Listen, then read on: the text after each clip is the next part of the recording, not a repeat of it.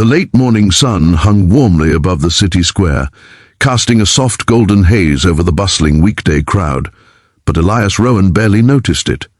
His thoughts were tangled in bills he couldn't pay, lunchboxes he needed to pack, and the single overwhelming truth that raising a 7-year-old alone meant never having a moment to breathe. He stood outside the small food stall where he worked part-time, adjusting the faded apron around his waist, when a sharp, frantic sound tore through the gentle hum of the square. A chair scraped violently, a plate shattered. People gasped and stepped back. In the outdoor cafe just across from him, a woman in a crisp ivory dress clutched her throat, her eyes widening with terror as she struggled for air. For a split second, the world seemed to freeze, and then Elias ran. If you believe in kindness, fate, and second chances, make sure to like, comment, share, and subscribe to Touch of Kindness. Your support helps stories like this reach more hearts. Elias pushed through the scattering crowd as instincts born from years of protecting his little boy surged through him. He didn't see the elegance of the woman's dress or the luxury watch glinting on her wrist. He saw only a human being dying in front of him. Her face flushed red, then purple, panic swelling in her eyes. Without hesitation, Elias wrapped his arms around her from behind, planted his feet, and began the Heimlich maneuver. Each thrust was desperate, hopeful, powered by a strength that came from a life of holding himself and his son together in moments much darker than this. After the third thrust, the lodged piece of food shot out onto the pavement. The woman collapsed, coughing hard, air finally flooding back into her lungs. Relief washed over her trembling body. The crowd erupted in applause, but Elias stepped back, wiping the sweat from his forehead, more concerned than proud. She lifted her gaze to him slowly, her breath still shaky. Her eyes were a deep gray, shimmering with disbelief and gratitude far bigger than the moment itself. Elias offered her a quiet nod, ready to walk away before the crowd pushed attention onto him he never wanted. But something about the woman's stare held him there, as if she wasn't ready for him to disappear. She opened her mouth to speak, but her voice cracked, the words escaping only as a strained whisper. Elias simply told her that she was safe now and reminded her to breathe. Then, without waiting for praise, applause, or acknowledgement, he returned to his tiny food stall as if nothing extraordinary had happened. But to her, it had. The woman's name was Marianne Vale. To the world, she was a billionaire tech visionary, the owner of Vale Innovations, known for her precision, brilliance, and near-impenetrable privacy. To her employees, she was a calm, untouchable force who built empires from ideas and turned failures into triumphs. But in that moment, sitting on the outdoor cafe chair with trembling hands, Marianne felt more human, more fragile, and more profoundly reborn than she had in years. And the man who had saved her, this quiet stranger with tired eyes and calloused hands, lingered in her mind long after he walked away. Elias continued working as if rescuing someone was just another task in his day, but Marianne watched him for a long while. She noticed how he interacted politely with customers, how he smiled only with half of his mouth, as if the full smile had been lost somewhere in the exhaustion of being a single father. She watched him glance toward a worn backpack sitting behind the stall, inside which she imagined lay snacks, crayons, or a small toy belonging to a child. Something about his gentle attentiveness made her chest tighten unexpectedly. She had almost died minutes ago, yet her mind was consumed by curiosity about him. When Elias's lunch break arrived, he quietly slipped away toward the nearby park, pulling out 2 sandwiches from a paper bag. One was tiny, cut into small squares the way children liked. The other was plain, simple, and slightly crushed. A few minutes later, a little boy ran into the park, laughing breathlessly as he leapt into Elias's arms.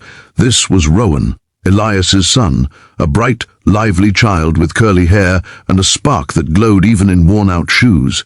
Watching them from afar, Marianne felt something stir inside her, a mix of admiration, tenderness, and a powerful yearning she hadn't expected. She approached them slowly, unsure whether she had the right.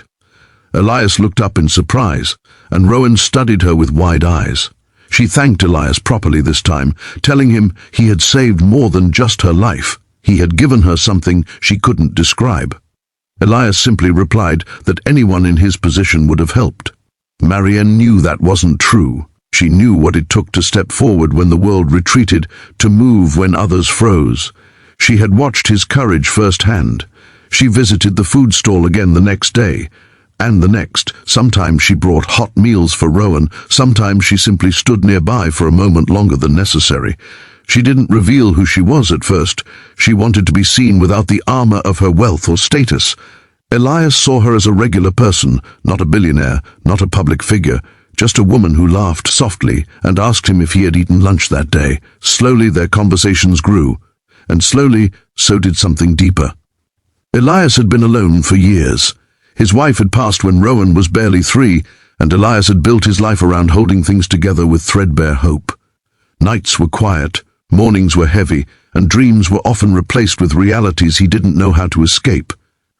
But each time Marianne stood across from him, wearing simple clothes instead of designer ones, smiling in that gentle way she rarely revealed to the world, something inside him shifted. She saw his strengths, she saw his weariness, she saw him. One bright afternoon, Marianne finally told him the truth. She took him and Rowan to a peaceful lakeside spot where sunlight shimmered on the water. Her voice trembled as she admitted who she really was, expecting him to pull away or shut her out. Elias didn't. He simply absorbed her words quietly. He told her plainly that being wealthy didn't change the woman he had come to know. What mattered to him wasn't her empire, but the kindness she had shown to him and his son. That moment wrapped Marianne's heart with a warmth she hadn't felt in years. As weeks turned into months, their connection deepened. Marianne invited Rowan to her office once, and the child's delight filled the entire building. Her employees whispered in shock, watching their famously private CEO kneel on the floor helping the little boy build a makeshift robot out of spare tech scraps. Rowan's laughter echoed through the glass hallways like sunlight breaking through clouds. Elias stood at the doorway, astonished by how naturally their worlds fit together. For the first time in a very long time, Elias felt hope. Not the fragile hope he clung to during difficult nights, but a stronger, steadier hope that came from being truly seen. Marianne, too, began to change. She found herself smiling more, breathing easier, prioritizing moments that felt real over meetings that drained her. She realized that the near-death moment she had experienced was not the end of something, but the beginning of a path she was meant to walk. But change rarely comes without fear. Elias worried he wasn't good enough, that he came from too little, that his world was too small to fit hers. Marianne feared she would overwhelm him, that her life was too complicated, too public, too burdened. They both hesitated, yet every time they looked at Rowan's joy, every time their hands brushed by accident, every time silence settled between them comfortably, something wordless told them to keep going. One gentle, sunny morning, Marianne invited them both to a company charity event held in a vast green field filled with families. Children ran around with colorful kites, music drifted through the warm air, and food vendors lined the walkway. Elias felt out of place at first, but Marianne stayed close to him, introducing him as someone special, someone important. His heart trembled when he realized she meant it. That afternoon, while Rowan flew his kite with a group of volunteers, Marianne and Elias walked together along a quiet part of the field. She told him how his bravery had changed her life, and reminded him that he had saved her not just from choking, but from living a life too shielded, too lonely. He told her how she had given his son joy, stability, and light, and how she had given him back the belief that he was worthy of love again. The sun dipped lower, painting the sky with soft pink streaks. Marianne reached for his hand, uncertain but hopeful. Elias intertwined his fingers with hers, steady and sure. It was not a grand gesture, but it was real. It was the beginning of something that neither of them had expected, yet both desperately needed. If this story touched your heart, please like, comment, share, and subscribe to Touch of Kindness. Your support helps us continue bringing emotional, life-changing stories to you. Special request: comment kindness lives on if you believe every good action returns in unexpected ways.